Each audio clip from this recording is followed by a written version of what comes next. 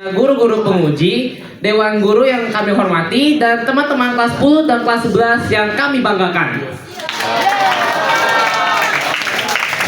Pada hari ini, saya bersama rekan-rekan saya, yaitu Deko Alvaro Wulius, Michelle Kalisa, Alexa Cendriksa, Priscilla Anggreni, dan Jessica, dan saya sendiri yaitu Fandi Jonathanto berdiri di sini untuk menyampaikan hasil penelitian kami tentang karakteristik fisik pasir di Pulau Sangiang dan Pantai Anyer.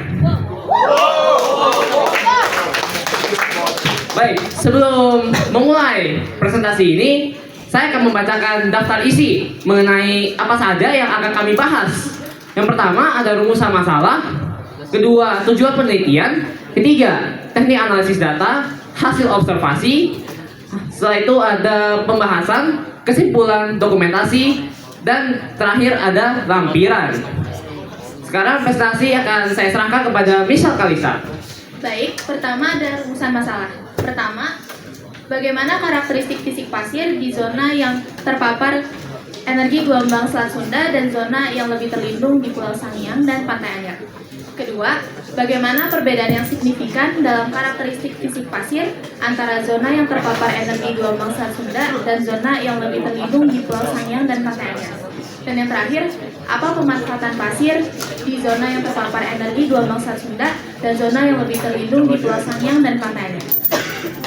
Tujuan penelitiannya yaitu mengetahui karakteristik fisik pasir, perbedaan yang signifikan dalam karakteristik fisik pasir, dan pemanfaatan pasir di zona yang terpapar energi gelombang Selat Sunda dan zona yang lebih terlindung di Pulau Sangiang dan Pantai Anyer. Selanjutnya teknik analisis data. Teknik analisis data yang kami gunakan yaitu teknik analisis data kualitatif, di mana data diperoleh dari hasil observasi dan pengamatan terhadap karakteristik fisik pasir dan dianalisis secara deskriptif. Alat dan bahan yang kami gunakan yaitu meteran, sendok, plastik ziplock, kaca pembesar, timbangan, alat tulis, sekop, saringan, botol plastik, air, dan juga pasir. Prosedurnya, pertama kami menentukan indikator karakteristik fisik pasir yang akan diamati, kemudian kami menyiapkan alat-alat observasi, lalu mengambil sampel di zona yang terpapar energi gelombang Selat Sunda dan zona yang lebih terlindung di Pulau Sangiang dan Pantai Anyer. Kemudian mengobservasi karakteristik fisik pasir, mengamati warna dan tekstur, serta menilai kebersihan dan ukuran pasir. Dan yang terakhir, membandingkan hasil dari kedua zona tersebut. Selanjutnya akan dijelaskan oleh Alexa Cendriksa. Terima kasih Michelle Kalisa. Sekarang izinkan saya untuk lanjutkan dengan hasil observasi. Yang pertama, hasil observasi kita ada di Pantai Anyer. Di sini kami mengambil 4 sampel, yaitu 2 sampel dari masing-masing zona. Yang pertama ada zona yang terpapar energi gelombang Selat Sunda, atau secara sederhana ini zona di mana pasir ini terkena dengan air laut. Sedangkan yang satu lagi adalah zona yang terlindung atau yang kering. Dapat kami dapatkan dari hasil ini, dari kedua zona tersebut warnanya sama, yaitu warna coklat. Kemudian ukuran butirnya juga sama, karena kami melakukan tes ayakan dan mendapatkan bahwa keduanya ini memiliki ukuran butir yang sama, yaitu mesh 30 atau sekitar 0,6 mm. Kemudian untuk kebersihannya kami juga melakukan tes dengan memasukkannya ke dalam botol plastik dan dicampur dengan air, kemudian kami tinggalkan selama 24 jam. Setelah kami tinggalkan itu, kami mengecek kedua sampel tersebut, dan yang kami dapatkan adalah bahwa di zona yang terlindung pasirnya ini cukup kotor karena terdapat endapan lumpur yang bisa terlihat dari gambar tersebut. Kemudian selanjutnya hasil observasi kami di Pantai Tukik, Pulau Sangiang. Dapat kami lihat bahwa keduanya pasirnya berwarna putih atau krem dan ukurannya juga sama, mesh 50 atau sekitar 0,25 mm. Tetapi dari pandangan visual kami yang kami lihat, ada sedikit perbedaan. Ukuran dari zona yang terpapar energi gelombang Selat Sunda ini sedikit lebih kasar dan memiliki pola alami, yaitu pola bentukan gundukan kecil yang terbentuk secara alami dari aktivitas ombak dan angin. Kemudian kami kaitkan kepada sumber rujukan kami. Di sini ada 2, yaitu yang pertama dari penelitian sebelumnya mengenai karakteristik pantai dalam penentuan asal sedimen di pesisir Bahia, Kabupaten Lebak, Banten. Dan yang kedua dari sebuah buku berjudul Beach Processes and Sedimentation oleh Komar PhD pada tahun 1998. Dari sini, Komar menekankan bahwa energi gelombang laut ini merupakan faktor paling dominan dalam pembentukan morfologi pantai, transportasi pasir, serta distribusi ukuran butir. Komar menekankan bahwa pasir di zona yang lebih terpapar oleh energi gelombang Selat Sunda ini memiliki butir yang lebih kasar dan lebih tersortir, sedangkan pasir dari zona yang lebih terlindung memiliki butir yang lebih halus, sortirnya jelek, dan juga memiliki endapan lumpur seperti yang terlihat dari tadi.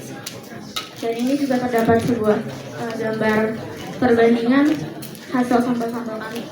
Kemudian dari hasil penelitian itu di pesisir Bahia menunjukkan bahwa pantai yang terpapar gelombang besar memiliki sedimen yang lebih kasar dan lebih tersortir. Teori temuan ini direlevan dengan teori Komar yang sudah saya sebutkan tadi. Selanjutnya untuk pembahasan akan saya serahkan kepada Jessica. Baik, selanjutnya ada pembahasan. Kami mengaitkan teori-teori ini dengan hasil pengamatan kami. Teori pertama adalah menurut Pettyjohn. Pettyjohn mengemukakan bahwa pasir pantai terbentuk dari pelapukan batuan dan proses gelombang yang membuat pasir tersebut membulat dan lembut. Batuan itu hancur menjadi kecil dan terbawa oleh arus gelombang sehingga berakhir menjadi pasir pantai. Yang kedua adalah teori menurut Shepard. Shepard mengemukakan kalau ukuran butir dipengaruhi energi gelombang. Energi gelombang ini jika semakin tinggi, maka pasir halus itu akan hanyut dan tersapu.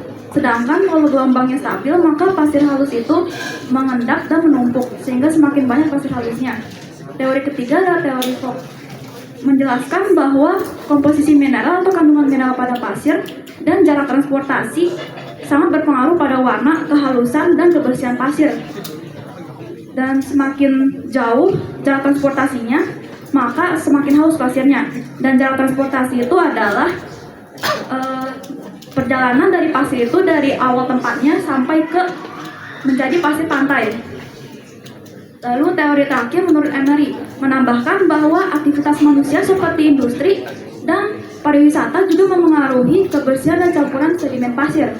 Dari hasil penelitian ini menunjukkan bahwa Pulau Sangiang itu memiliki gelombang yang lebih stabil, ada pecahan karang, dan juga gelombang lingkungannya lebih alami sehingga pasirnya lebih lembut dan bersih. Sedangkan pantai Anyer memiliki pasir yang lebih kasar dan kurang bersih karena gelombangnya lebih tinggi, ada campuran sedimen dengan sungai, serta aktivitas manusia yang semakin banyak. Selanjutnya boleh silakan kepada Baik, untuk kesimpulannya, perbandingan pasir di Pulau Sangiang dan Pantai Anyer ini menunjukkan hasil yang berbeda. Ukuran pasir di Pantai Anyer ini berukuran sedang dan teksturnya itu kasar. Sedangkan di Sangiang, tekstur pasirnya itu halus dan berukuran kecil. Lalu jika dibandingkan kebersihannya, pasir di Anyer itu lebih kotor dan Sangiang itu lebih bersih. Lalu pada warna pasir di Sangiang itu lebih condong putih ke kuningan dan pasir di Anyer itu coklatan. Temuan ini tuh penting untuk mengetahui pemanfaatan pasir dari kedua tempat tersebut dari zona yang terpapar energi gelombang Selat Sunda sebagai pemanfaatan untuk konversi pantai. Lalu zona yang terlindungi ini dapat menjadi daya tarik wisata itu sendiri. Lalu dokumentasi. Pada gambar pertama, kita mengambil jarak dari laut itu sekitar 50 meter untuk mengambil sampelnya. Lalu yang pada bagian bawah itu kita mengambil sampel dan kita masukkan ke ziplock. Lalu kita timbang dengan berat 150 gram per ziplock. Dan ini tuh hasil endapan setelah kita ambil sampelnya. Selanjutnya akan dilanjutkan oleh Ciwan.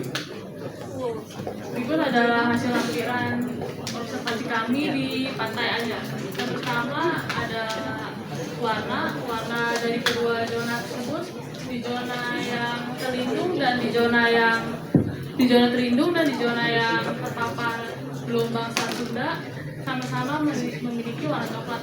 Yang kedua, tekstur di dua zona tersebut kasar dan lengket dan memiliki pola alami. Yang ketiga, kebersihannya. Setelah kami melakukan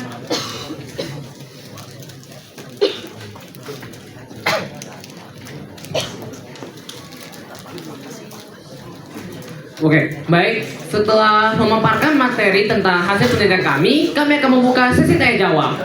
Kepada guru penguji atau teman-teman sekalian, apakah ada yang ingin bertanya?